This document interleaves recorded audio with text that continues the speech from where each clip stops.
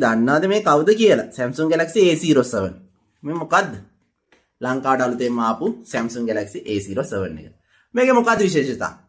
විශේෂතා නම් highlight key features නැහැ. but overall හැමතිම ගැලපෙන කෙනෙක්ට හොයන කෙනෙක්ට හොඳම ෆෝන් එක. ඇයි මං එහෙම කියන්නේ? අපි කතා කරමු දැන්. මේක ඇත්තටම මේ price range එකේ දැන් මේක A07 එක Singa officially 38ක් වගේ වෙන්නේ 464 version එක. අපිට හොඳට මතකයි A06 A05 වගේ ෆෝන් ටිකක් ජල්තර ටිකක් අවුල් නේද? හැබැයි මේක සෑහෙන ප්‍රශ්න ගොඩක් විසඳලා තියෙනවා ඒ අතී. මොකද Samsung overall fan කට්ටියට Samsung එපා කරපු ෆෝන් දෙකක් තමයි A05 A06 but මම හිතනවා මේක එහෙම නොකරයි කියලා. මොකද මේකේ හොඳ කැමරා එක්ස්පීරියන්ස් එකක් දෙනවා. හොඳ චිප්සෙට් එකක් දීලා තිනවා. සාපේක්ෂව කලර් ඇකියුරසි අඩු වුණත් 90 Hz ඩිස්ප්ලේ එකක් දීලා තියෙනවා. ඉතින් අපි දැන් කතා කරමු මේකේ overall හැම විස්තරයක්ම. ෆෝන් එක ගැන කතා කරොත් IP54 දීලා තියෙනවා. එතකොට සාමාන්‍යයෙන් වැස්සකදී සහ සාමාන්‍ය පරිසරයකදී වතුර රැන්න හැම ලොකුවට බය වෙන්න දෙයක් නැතුව IP54 එක හොඳ ඩියුරබල් එකක් තියෙන සාමාන්‍ය හොඳ ෆෝන් ඩිසයින් එකක් ඒවල තියෙනවා. ඉතින් ඩිසයින් එක වෙනස් වෙලා තියෙනවා A06 එක A05 එක බලද්දි කැමරා අයිලන්ඩ් එක වෙනස් වෙලා තියෙනවා. හැබැයි මේක මට හිතෙනවා M02 A10 එක A10s එක වගේ පාවිච්චි කරපුවාට මතකද මේ ඩිසයින් එකමයි ඒ දවස්වල ආවේ. හැබැයි මේ බොක්සි ඩිසයින් එක නැති වුණා. ඉතින් ඒ කැමරා අයිලන්ඩ් එක ඒ වගේ. ඉතින් මේ දෙක එකතු කරලා නිකන් 아무තු ඩිසයින් ඇදිලා අවුලක් නැහැ. යුනික් හොඳයි.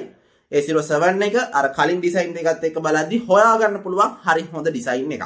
එතකොට මේක ඩිස්ප්ලේ එක තියෙන පේන පත බෙසල්ස් ඇවිල්ලා තියෙනවා. හැබැයි PLS 90 Hz පැනල් එකක් ඇවිල්ලා තියෙනවා. PLS ඩිස්ප්ලේ කියන්නේ IPS ඩිස්ප්ලේ වලට වඩා ටිකක් කලර් ඇකියුරසි එක අඩු ඩිස්ප්ලේ එකක්. පේනවනේ ඔයාලට කලර් ඇකියුරසි කොහොමද කියලා. හැබැයි ඔයාලට ලං කරලා බැලුවොත් පේනවද මේ සැරේ Samsung ලා යාලගේ කැමරා අයිකන් වල කලර්ස් ඩිසයින් එහෙම වෙනස් කරලා තියෙනවා. ඒ වගේ ලොකු පොඩි වෙනසක් කරලා තියෙනවා. 90 Hz පැනල් එක. එතකොට සෑහෙන හොඳ ස්මූත් එක්ස්පීරියන්ස් එකක් ගන්න පුළුවන් හොඳ ඩිස්ප්ලේ එකක්. කලර් විවින් ඇන්ගල් එහෙම පේනවනේ කිසි අවුලක් නැහැ. ඉතින් ෆෝන් එකේ ඩිස්ප්ලේ එක ගැන ප්‍රශ්නයක් නැහැ. PLS පැනල් එකට වඩා මම හිතන IPS එක දුන්නා නම් හොඳයි. හැබැයි අවුලක් නැහැ. 90 Hz දීලා තියෙනවා. කලින් ඒවත් එක බලද්දී 90 Hz ඉඳ හොඳ ස්මූත් ඩිස්ප්ලේ එක්ස්පීරියන්ස් එකක් ටච් රෙස්පොන්ස් එකක් එක්ක හොඳට ගන්න පුළුවන්. Android 15 එක One UI 8 ඇවිල්ලා තියෙනවා. One UI 8 එක්ක Android 15 කියන්නේ ඇත්තටම හොඳ එක්ස්පීරියන්ස් එකක් ගන්න පුළුවන් ෆෝන් එකක්. ඒ software experience එක මරු හොඳ durable කියලා කලිනුත් කිව්වා. ඉතින් මම කලින් ඒවට වඩා හොඳ experience එකක් ගන්න පුළුවන් හොඳ chipset එකක් කරලා තිනවා. මේකේ Mali G99 කියන chipset එක ඇවිල්ලා තිනවා. ඒක 6 nanometer chipset එකක්. මේ 6 nanometer chip එකක් ඇත්තටම මේ price range එකේ ගොඩක් ෆෝන් වල අඩුයි. මොකද 12 nanometer වගේ chip තමයි ගොඩක් වෙලාට එන්නේ. 12 nanometer 9 nanometer වගේ බොහෝ දුරට එනවා.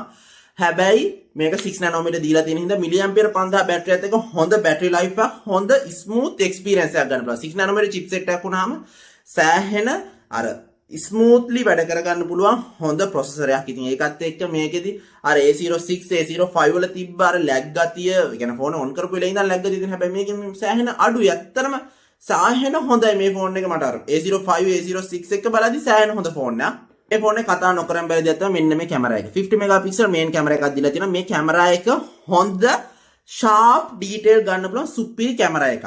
හැබැයි වීඩියෝ රෙකෝඩ් වෙන්නේ නම් 1080 පික්සල් වලින් 60 ෆ්‍රේම්ස් වලට පුළුවන් 30 ෆ්‍රේම්ස් වලට පුළුවන්.